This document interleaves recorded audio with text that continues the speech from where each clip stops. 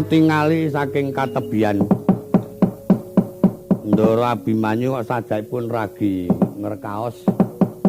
Iya pancen kepara nyata Kakang Semar. Sakmenika ngaten kula kengetan ngendikanipun Kang Wanata Ndarawati. Kowe yen nggawa pusaka iki arepa ora ngerti dalan kaya ana sing nuduhke arepa ana ribet kaya bisa kanggo angilangi ribet. Gandeng pusaka mapinten-pinten pusaka persasat mboten wonten ing tumama, mboten wonten awanipun senajan mboten pamit kula kinten mboten badhe wonten tulasarik. Tumbak Karawelang tamake.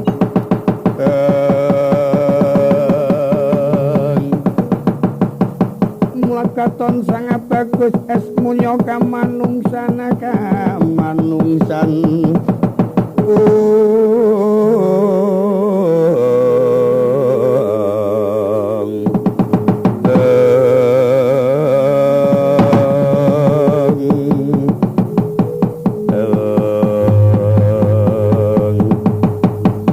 wis ngasta tumbak Karawelang Raden Abimanyu.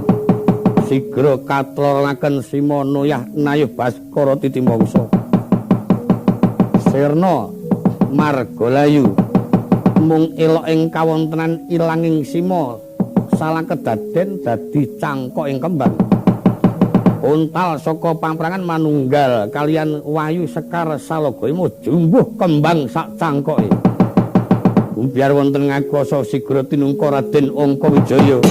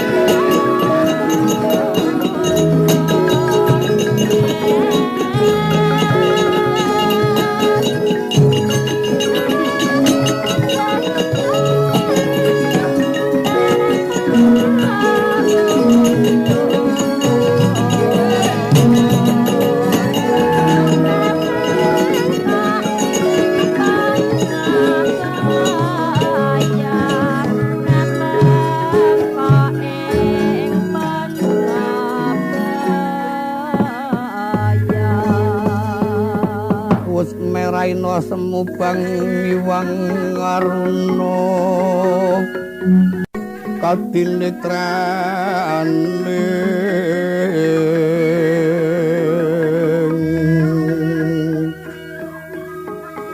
agar apa sabdaning kukila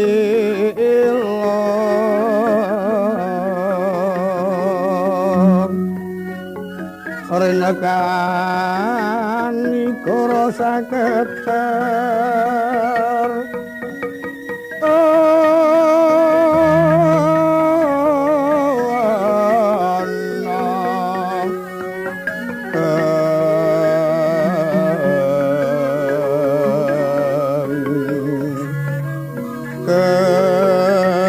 kidungane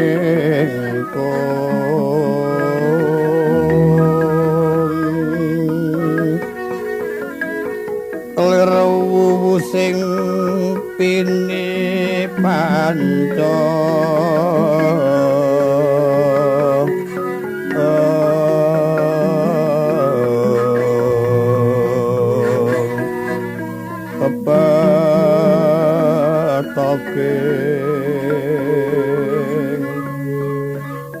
pepetoging ayam wono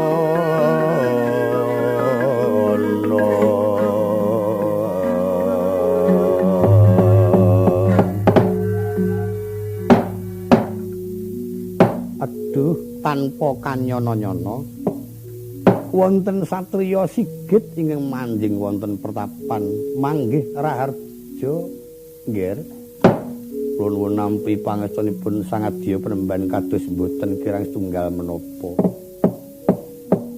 sedaya kemawon nggih kados wilujeng nggih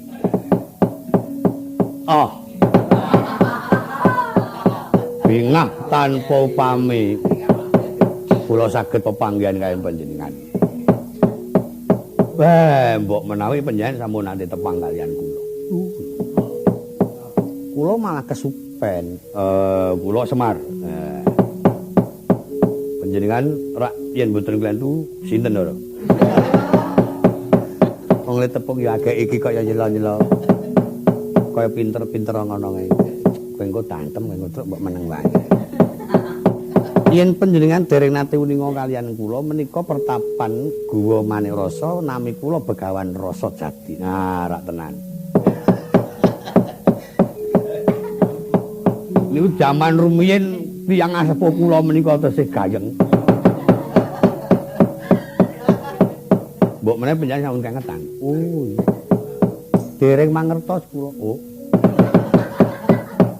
Lah menika sinten menawi kula pun Abimanyu satriya saking Tanjung Anom. Oh inggih.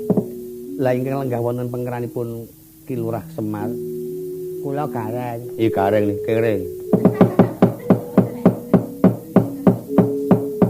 Lah ingkang setunggal kula Petruk Penemban Petruk nggih. Ingkang wingking piyambak.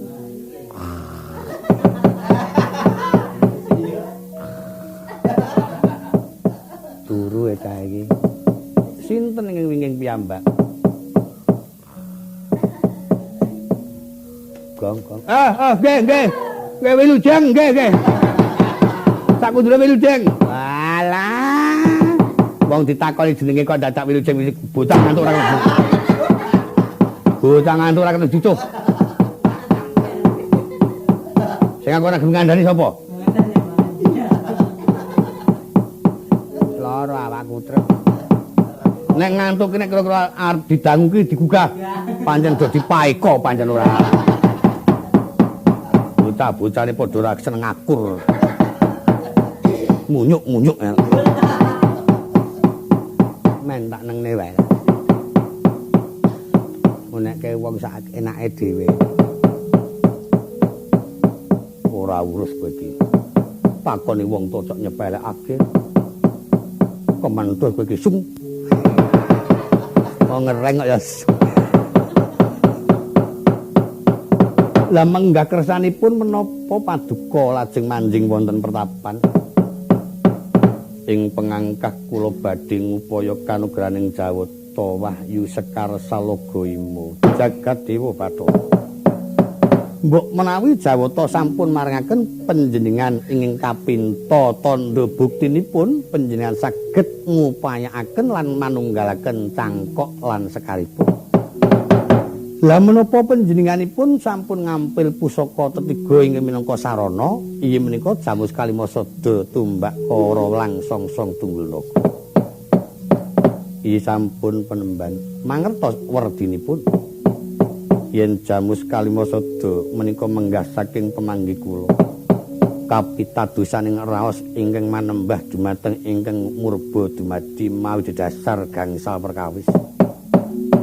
Tumbak Kara Lang minangka jujur lan lantiping manah anggen kula nggayuh dumateng katentreman.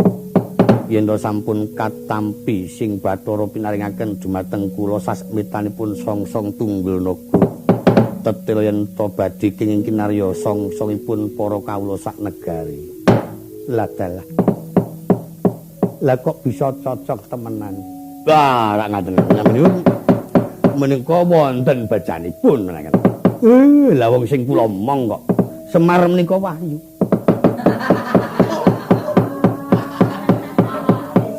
sing ditutake Semar mesti bakal apa sing digayu ketrima lan kudu ditresnani sak padha-padha. Ra ngandel.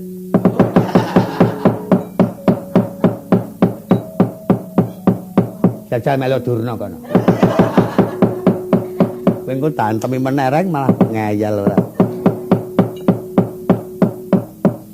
Lah menapa panjenengan mangertos perdinipun Sekar Salagoima? Sekar ingkang dipun sasmitaken ganda ingkang arum salaga menika wujud lima wicalan gangsal boten wonten makejawi namung wujuding para Pandhawa pepunden kula ingkang persasat kinarya aruming bawana teges kinarya sesuluh ing kautaman. Oh, la yen ngaten panjenengan kadang ngertos werdining cangkok ingkang awujud kresna. Cangkok menika suwipun puspita kalebet sapasemanipun wa Bathara Kresna. Ing ngriku gegambaraken kados Gidini Sutya kelawan banan penemban. Ung bawana langgeng sing widatan awrat. Mila pinter temenan sadaya. Kowe ki ora turu wae gongko. Ora usah gugah nggih wae. Men ngasuh. Yen makaten kula nyuwun tulung. Mugi-mugi jawata marangen kenging kangge lantaran kula badhe uninga dumateng papan ingkang luhur nyuwun tulung kawaosna Serat Kalimasada. Kepiye Kakang? Mangke kula wacakne.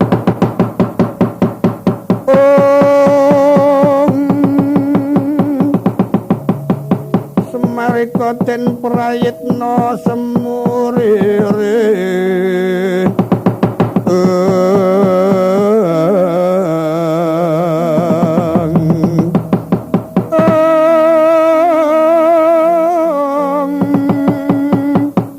titiyane gandayana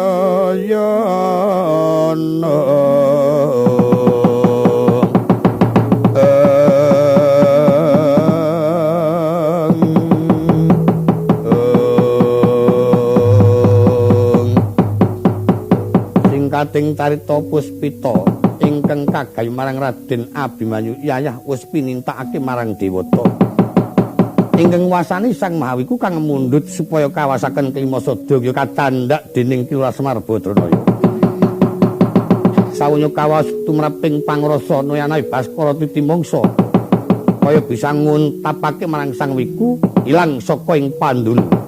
Mung ana cahya kang bebyar ilanging cahya manuksma marang Sekar Salagoima tedhak tanpa kapethik wonten asawuh Raden Anggawijaya.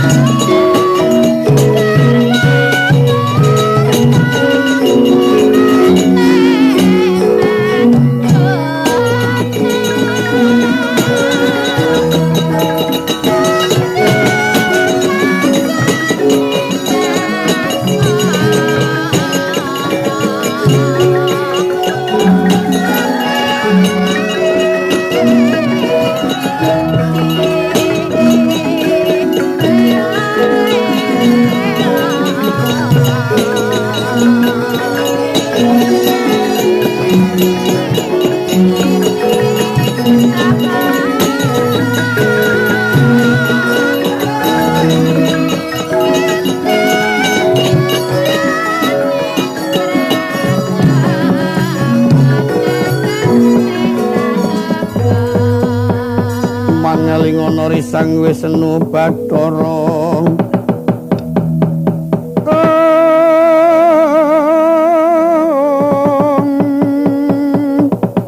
duk tumurun saking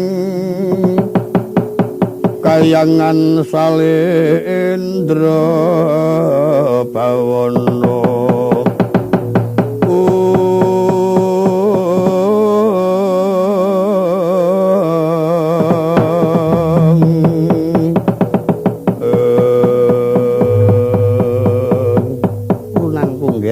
Wijaya Noyanayu Baskara Titimangsa pancen jeneng sira kang bisa nampa nugraning Jawata. Lah ya iki kang aran Sekar Salagoima.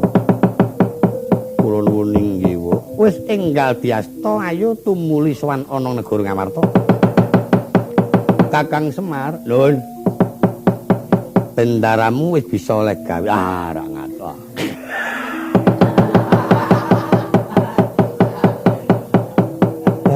Syukur bejo sewu. Namenipun menika sampun nampi kabesan.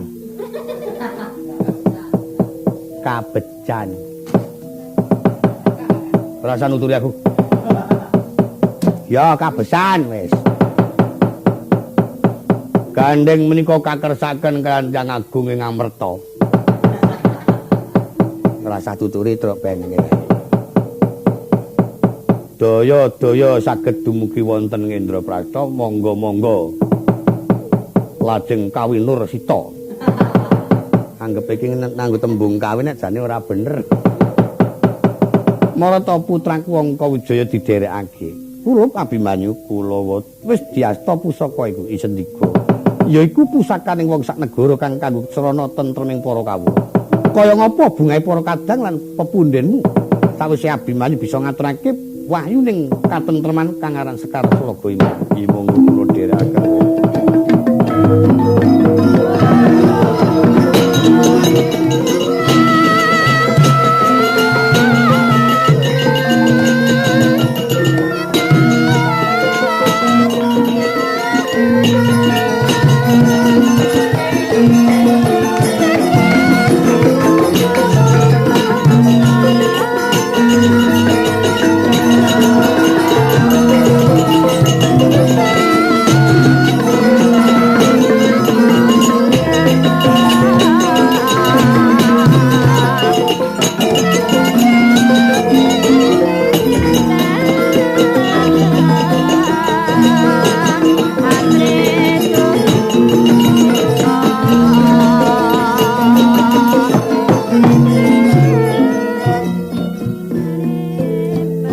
Lumaksana wonten madyaning Waladatan kaeksen inggih Kocapa ingkang lenggah wonten ing kraton Ngendraprasta ingkang sinuwun ngamarta sakadang kang sanget nggenya mangarsa-arsa pundhuripun ing Raka Nata Ndrawati.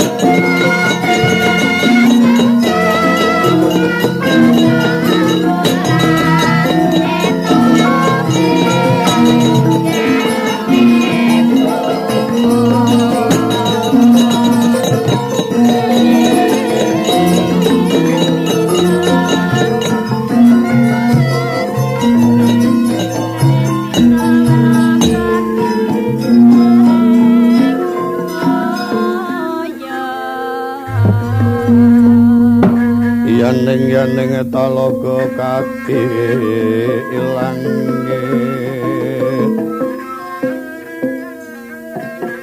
mambang tepas wulan apa maneka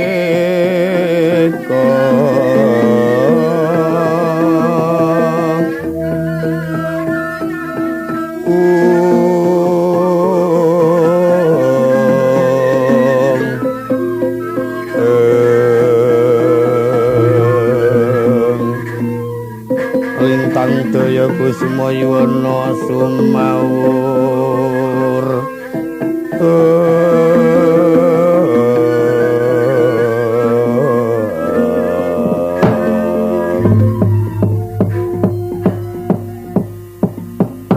Sena opo mbarep kakangku kaya ngenteni kambanging watu item silming palwa gabus Koko Prabu Bathara Kresna kang saengga seprene durung ana pawarta apa kira-kira bisa mboyong kondur pusaka apa ora dene ora ana pawarta ingkang nimbulake tentreming pun kakang sakadang yayi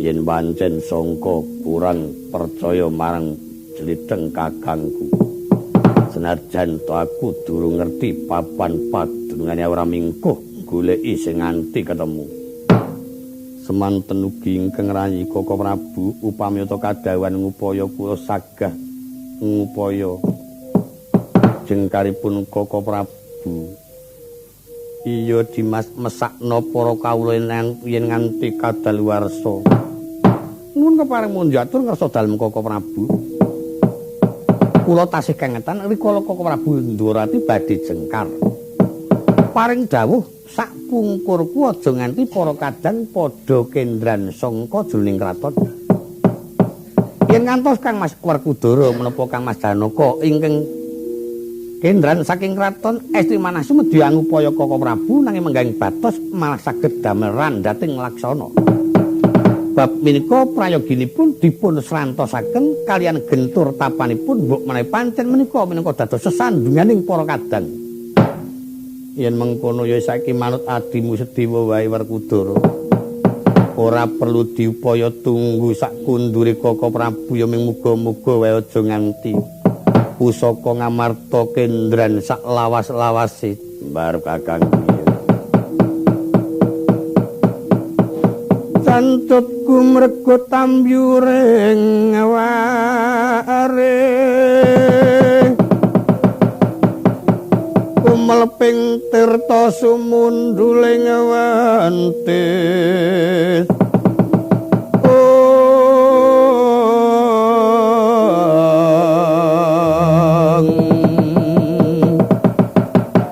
mulat wisang naga yaksa amburnawa Duk mungging tengahing samudra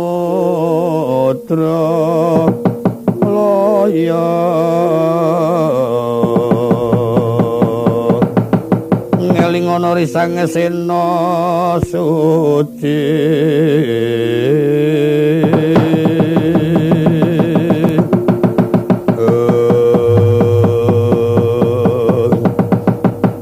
Cinarita wong agung ing amarta dereng ngantos paripurna nggene samya paring keterangan marang para kadang imbal wacana mring para kadang muda gancaring carita gelis kang munggel kawi kocap kang manjing kedatur ragaya prapta sang Hyang Pramesti Bathara Guru